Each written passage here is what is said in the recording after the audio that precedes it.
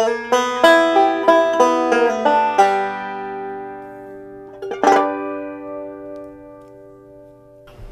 everybody, and welcome back to Philosophy 101 at Philosophy Jam. This is my lecture series in introductory philosophy.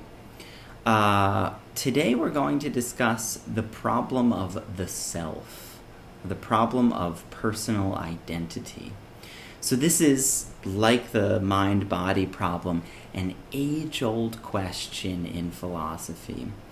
It's been dealt with at least since Plato in the West, and we're actually going to be exploring some of the East's ideas about the self, particularly because Buddhist philosophy has some really, really interesting and ultimately, I think, correct things to say about the self. So, let's dive in. So let's get a bit more precise about things. By the problem of the self, I mean as it's more commonly phrased in philosophy, the problem of personal identity. And that problem addresses the question, what makes a person the same person over time? What makes a person identical to him or herself over time, right? So that's why it's often called personal identity in philosophy. Real quick, I should say I think it's really important that we distinguish this question from what a lot of people in common speech mean by identity. Often they think of the sort of defining characteristics of you as an individual. What makes you special and unique? Those sorts of things are decidedly not what we're going to be discussing today. Like, for instance, I own a cat, and I take that to be a pretty integral part of my personality. I like to read. I play the banjo. These are core aspects of my personality and, in some sense, my identity in life. But that's not the kind of identity that we're going to be talking about today. We're interested in something actually much deeper. We're interested in what I fundamentally am. Presumably, I'd still be the same person even if I didn't like cats, even if I didn't play the banjo, and even if I was drastically different in a lot of ways. Even if I hated philosophy. So the question is, what sort of thing am I such that those things about me could change, but I, as an underlying thing, would still remain the same? There are a variety of sort of sub-questions or ways of thinking about this question. So, of course, one question within this domain is just, what am I? Right? What ultimately am I referring to when I say the word I? What makes me me? A slightly different question would be, what makes a thing a person? Right? So this doesn't have to be individualized to me, but just any old person out in the world. What makes them a person as opposed to a banjo or a table? What is the essence of personhood is potentially another way of going about it. Now, that question is of course important to answer, but in the problem of personal identity or the problem of the self, we're going to be focusing on the question of what makes me me throughout my life, right? Or throughout a period of time. What changes do I survive? And what changes would kill me? That's another sort of way of putting it or thinking about this question of persistence through time. What changes change a person, in other words, into a new one or a dead one? So let's just take note of the fact that we all have some basic intuitive beliefs about what we ultimately are, or about what ourselves consist of. So we commonly believe that each of us, each person, has a self that we call I. And when I say I'm referring to something different from when you say I, right? It's an indexical word, as philosophers would say. We also assume or believe that one's self persists throughout one's life. So when I was 6 years old and I first learned how to ride a two-wheeler bicycle, that was me, and there's some sort of common core that I have now that I also had back then, and really from the moment of my birth. And I will have this core entity throughout my entire life, and maybe even after my life. Here's another belief that I don't think that we usually explicitly voice or vocalize, but nevertheless, I think we have it. We make an assumption that throughout every change that this body could undergo, either I will survive or I will die. Right? Hopefully most of these changes I will be surviving, right? Could break my leg, that would be horrible, but I would make it through, right? Myself would persist throughout that change. We think that the self persists throughout the process of growth, or the process of puberty, or other processes of aging. We think that some things would kill the self, or would end it, destroy it. So let's begin with a really fun science fiction example that philosophers use to probe your intuitions and beliefs about the self. It should be illuminating.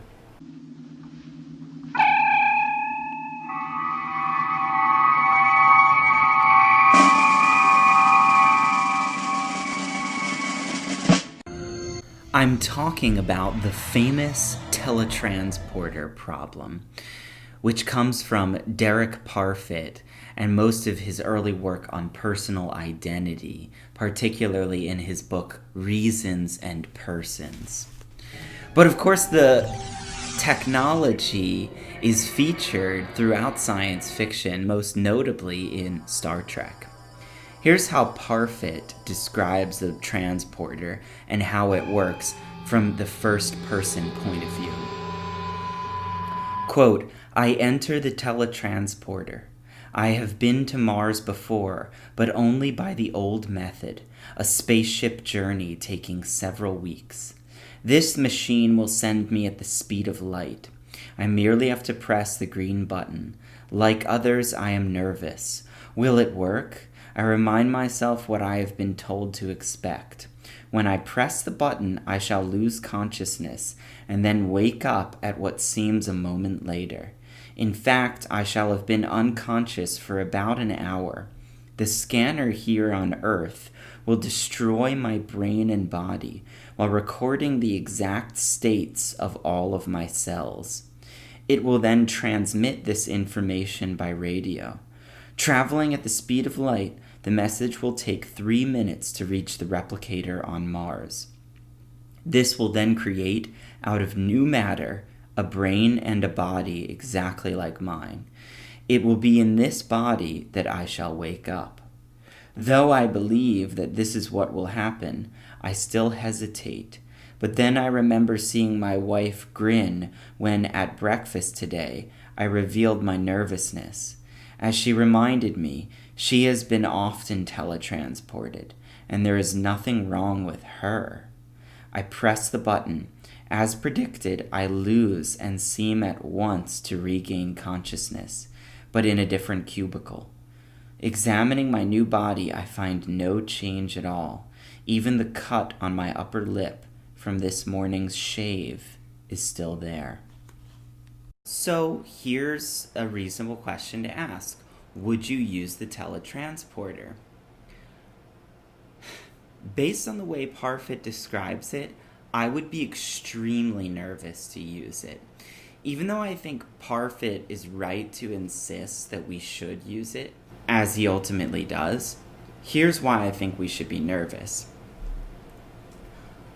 He describes the machine as taking a copy, right, a scan of the cells in your body and their states. The machine sends this information to your destination, but it destroys the matter that makes up your current body, and it builds you a new body out of entirely new matter. Of course, it's a perfect replica down to the molecule, but still, is it really you? A lot of people believe that taking the teletransporter is pretty much exactly like dying. It's not you who makes it to the other side. It's a copy of you. And in case you're not sure that the teletransportation would in fact be like dying, Parfit continues the example. Let's see if this pushes your intuitions. Several years pass, during which I am often teletransported. I am now back in the cubicle, ready for another trip to Mars. But this time, when I press the green button, I do not lose consciousness. There is a whirring sound, then silence. I leave the cubicle and say to the attendant, "It's not working. What did I do wrong?" "It's working," he replies, handing me a printed card. This reads, "The new scanner records your blueprint without destroying your brain and body. We hope that you will welcome the opportunities which this technical advance offers." The attendant tells me that I am one of the first people to use the new scanner. He adds that if I stay for an hour, I can use the intercom to see and talk to myself on Mars. "Wait a minute," I reply. "If I'm here, I can't also be on Mars." Someone politely coughs, a white-coated man who asks to speak to me in private. We go to his office, where he tells me to sit down and pauses. Then he says, "I'm afraid that we're having problems with the new scanner. It records your blueprint just as accurately, as you will see when you talk to yourself on Mars. But it seems to be damaging the cardiac systems which it scans. Judging from the results so far, though you will be quite healthy on Mars, here on Earth, you must expect cardiac failure within the next few days." The attendant later calls me to the intercom. On the screen, I see myself just as I do in the mirror every morning. But there are two differences. On the screen, I am not left-right reversed, and while I stand here speechless, I can see and hear myself in the studio on Mars starting to speak. Whoa. The original Parfit is about to die from cardiac failure because of the malfunction in the new scanner. But there's a new Parfit on Mars. And keep in mind that this situation is supposed to be exactly like teletransportation, as it usually occurs, except that the original body wasn't destroyed.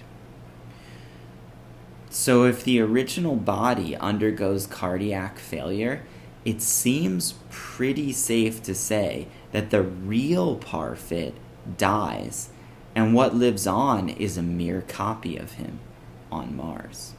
And what's really important about this intuition is that it seems to indicate that we believe something really important about our survival. We believe that there's something that doesn't make it across a teletransportation. There's something that we have in ordinary survival that doesn't make it across a teletransportation. But what exactly is that thing?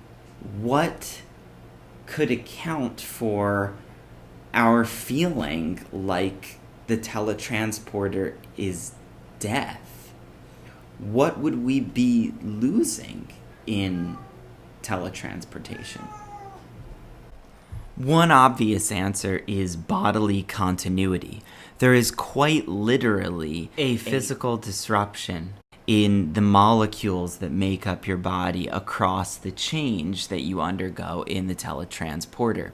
Your molecules before being teletransported are literally destroyed or taken apart in the first example that Parfit gives, and purely information about them is being sent to Mars.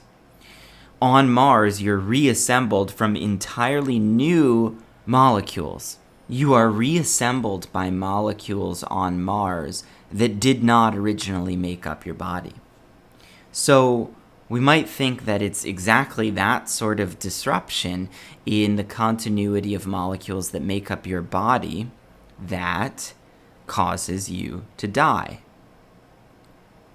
Here's the problem with that assumption. It seems like we don't need bodily continuity in order to survive. That is, it doesn't seem like bodily continuity, or physical continuity as it's sometimes called, is necessary in order to survive in normal life. We could imagine a sort of experiment where very, very slowly each of your molecules are being replaced with perfectly new replica molecules.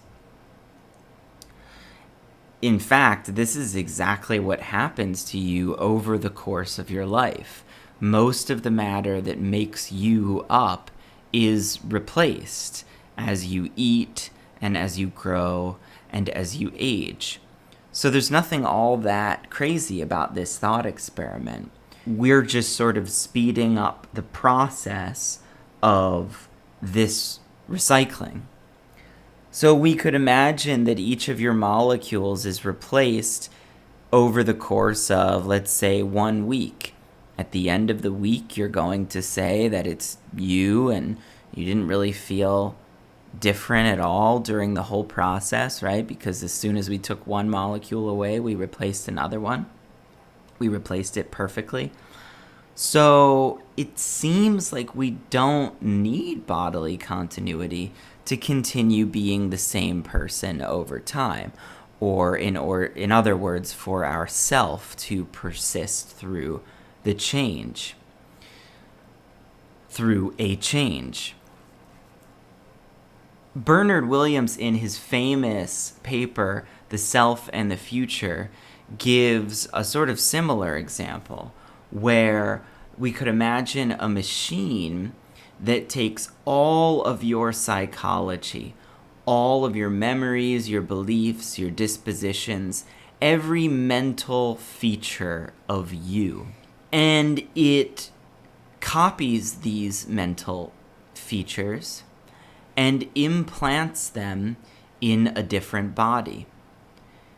It does exactly the same thing to another person, but with your body. So that is, your psychology is replaced with another person's psychology, and their psychology is replaced with yours. So the bodies that come out belong now, or seem to belong, to different people.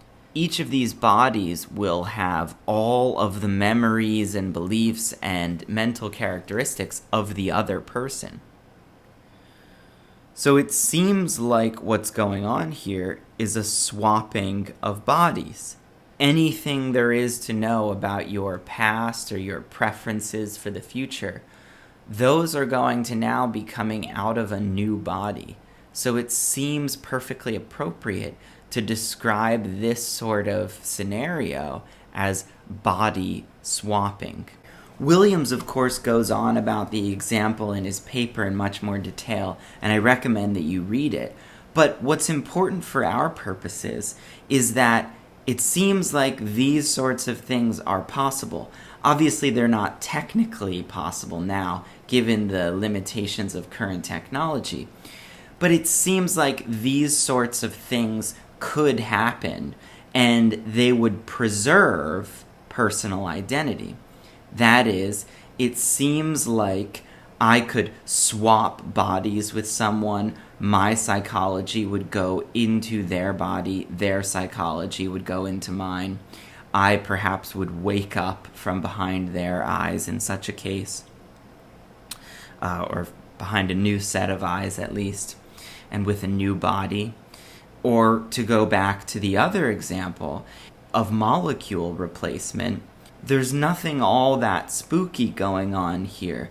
As I mentioned, your molecules are slowly replaced in your actual body over the course of your lifetime, many times over. In fact, scientists have discovered that 98% of the atoms in your body are replaced every year.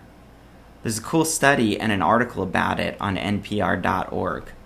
So it doesn't seem like bodily continuity is what we're capturing when we're thinking about personal identity and our continued existence through time.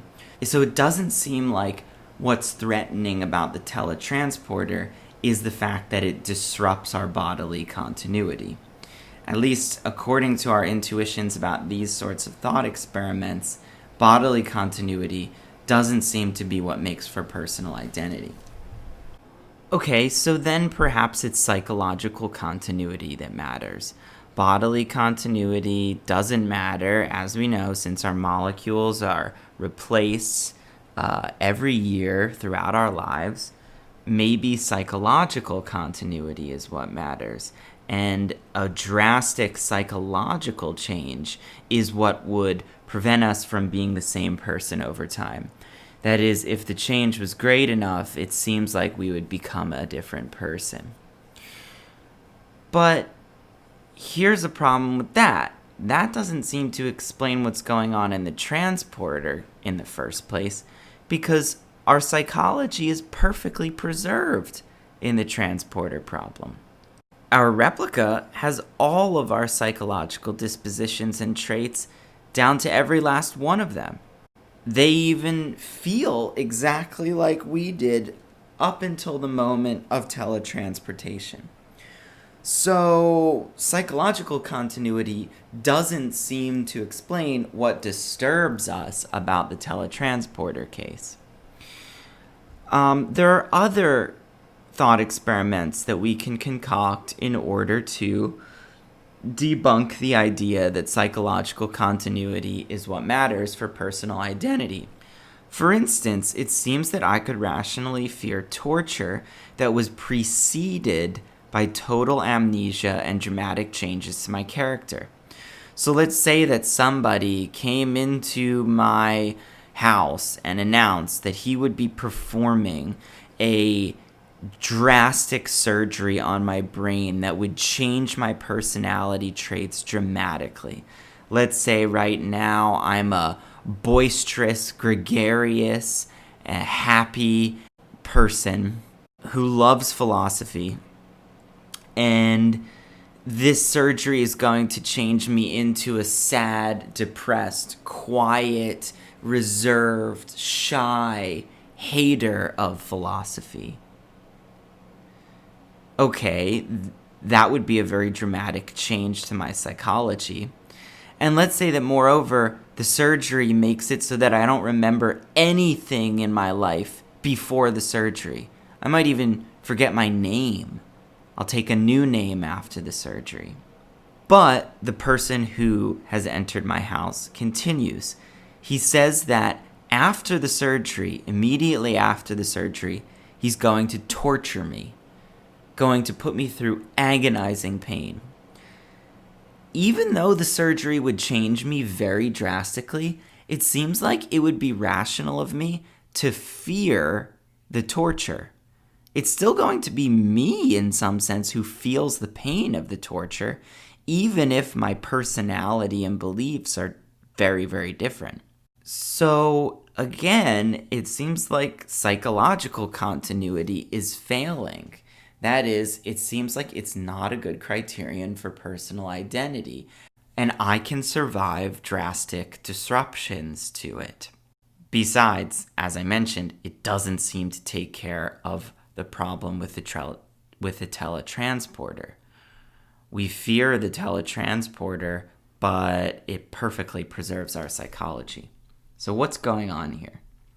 So again, what's being lost in the teletransportation? Why are we afraid to be teletransported? What makes it like death? I think you might like this next theory. Some theories of personal identity argue that there is a further fact besides bodily continuity or besides psychological continuity that make us the same thing or the same person over time. Usually, what's posited is something like a soul or a Cartesian ego. Whatever it is, it's some entity. The philosopher Robert Nozick calls it a soul pellet, and I like that phrasing. It captures the idea that there's some persistent thing that is you. It could be immaterial, as Descartes thought. I suppose it couldn't be material, because we know from science that almost all of our molecules are recycled every year, or replaced every year. So perhaps there is something like this, something like the soul or the ego. And perhaps it's exactly this that is lost in the case of teletransportation. Perhaps the ego is what is destroyed and it's not preserved or replicated on the other side. Maybe because it's immaterial and so it can't be replicated by a perfectly material replication system, as the teletransporter was originally described. But unfortunately, there's a lot of evidence against this view. It doesn't seem like we have souls or egos, or there are any further facts that go into the constitution of our identity over time. One very strong piece of evidence, at least in the mind of Derek Parfit, that goes against the view that we have souls or egos is the evidence that we've gathered from split brain patients. Split brain patients are individuals who have undergone surgery to sever a connecting fiber in the middle of the brain that connects and allows the left and right half of the brain to communicate to one another. What's severed is the corpus callosum, and when it's severed, the two hemispheres of the brain, the two sides, can no longer communicate. There is no way that they can talk to one another or send signals because the corpus callosum is their only neuronal connection.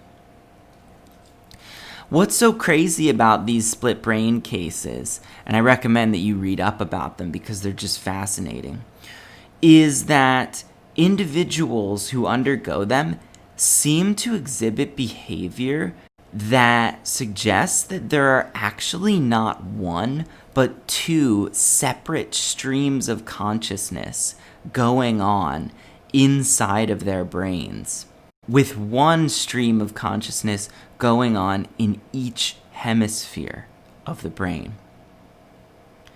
So, for instance, your right eye is attached to the left side of your brain, and the left side of your brain is dominant usually in language processing. It's the verbal portion of your brain, and it's the portion that can speak and verbalize thoughts.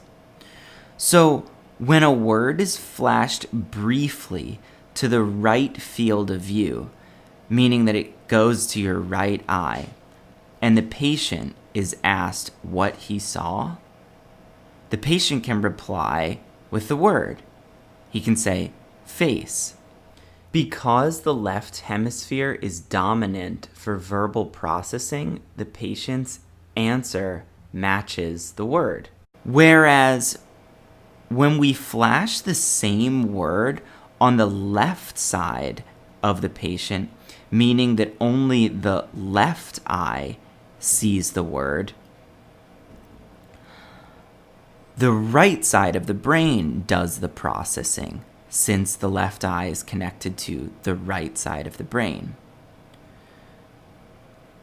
When the patient is asked what he sees or what he saw when the word was flashed, verbally, he will say nothing.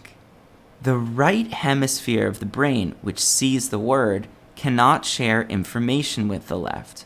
So the patient is unable to say what he saw. But, strangely, the patient can use his left hand, which is also controlled by the right side of the brain, to draw what he saw. So even though he will say that he saw nothing, he will draw a face with his left hand. And this left hand is operating entirely independently, again, of the right side, of the left side of the brain, which is responsible for speech.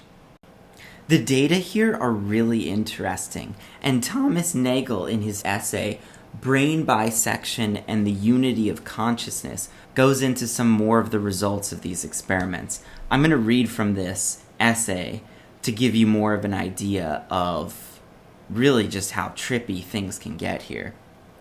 If two different words are flashed to the two half fields, that is, the fields of vision that pertain to the right and left hemispheres, for instance, pencil and toothbrush, and the individual is told to retrieve the corresponding object from beneath a screen with both hands, then the hands will search the collection of objects independently. The right hand picking up the pencil and discarding it, while the left hand searches for it, and the left hand similarly rejecting the toothbrush, which the right hand lights upon with satisfaction. Here's another example. A smell fed to the right nostril, which stimulates the right hemisphere, will elicit a verbal denial that the subject smells anything, right? Because remember, it's the left hemisphere that controls speech. But if asked to point with the left hand at a corresponding object, the patient will succeed in picking out, for example, a clove of garlic, protesting all the while that he smells absolutely nothing. So how can he possibly point to what he smells? And of course, he succeeds in pointing to what he smells. Here's one more really crazy example. The most notable deviation in ordinary behavior was in a patient whose left hand appeared to be somewhat hostile to the patient's wife. There are other anecdotes where a patient will reach into his closet with his right hand, picking out a certain outfit to wear, only to be swatted away with the left hand. So all of this seems to suggest pretty strongly that there are two separate minds going on in these sorts of subjects. That is, brain bisection results in two separate centers of consciousness that are living within one body. Derek Parfit believes that these results cast a lot of doubt on any theory involving a further fact, like a soul or an ego, to explain personal identity. Why should we think that brain bisection, that is, the severing of the corpus callosum, would cause one soul or one ego to split into two? Okay, so if the soul theory is incorrect, and if psychological continuity isn't what makes for personal identity through time, and if bodily continuity isn't what makes for personal identity over time, then what are we to conclude from this investigation? It seems like all of the plausible prospects on offer are wrong. Well, that's exactly what two very famous theorizers about the self have concluded. The Buddha and Derek Parfit argue that there is no entity to which the terms person or self refer. When we use those terms, also when we use the term I, we are referring merely to a conventional entity, a bundle of experiences and molecules that snake their way through life while being recycled and replicated over the course of it. But there is no one real entity that makes its way throughout the entire process or throughout the bundle. This is an extraordinarily radical and interesting conclusion, and I think ultimately it's correct. So, first, it denies that there is a soul or an ego. It rejects the last view that we considered. Another implication of this view is that in some cases, there is no determinate answer to the question, will I survive? So we have to jettison our intuition that either I will survive or I will die throughout every change I undergo. Sometimes there is no clear-cut answer to that question, as in, for instance, a cell replacement procedure that replaced, say, over the course of a few days, half of my cells. Will I survive that procedure? There is no answer. Will I wake up from behind my eyes on the day that the procedure is finished? There is no determinate me in the first place, and so the question is ill-posed. All that can be said is that 50% of my cells will be replaced, and that's a complete description of what's going on. There is no further fact about who or what will be looking out of my eyes on the day the procedure is finished. So the intuition that we have that either I will be there or I will not is wrong. We similarly have a strong intuition that if we were to undergo a split brain surgery where the corpus callosum was severed, resulting in two centers of consciousness, I would wake up in one of the two hemispheres. But this intuition, too, is mistaken. There is no I. There is no fundamental continuity from one moment to the next, such that I would find myself in either the left or the right half of my brain upon awakening from the surgery. That sense of continuity is an illusion. Another interesting implication of the Buddha and Parfit's views is that teletransportation is not bad. In fact, it is just as good as ordinary survival. In other words, ordinary survival is just as good as being destroyed and then replicated. So our fear of the teletransporter and our belief that it's tantamount to dying is mistaken. It's in fact exactly like ordinary survival, where our molecules are already slowly being replaced. So the implications of this not-self view are very deep and counterintuitive and very difficult to accept.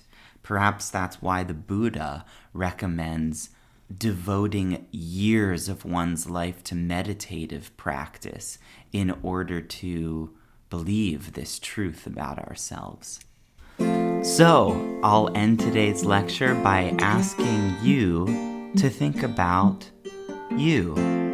That is, I ask yourself to reflect on yourself.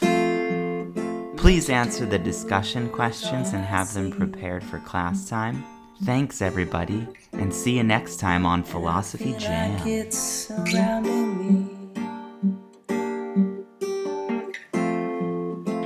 The crowd intrudes all day till I'm finally swept away.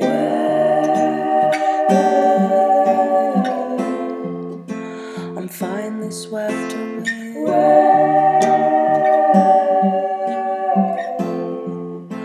I'm finally swept away.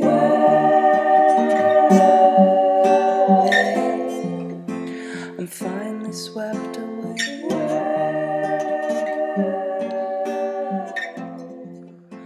I'm finally swept away.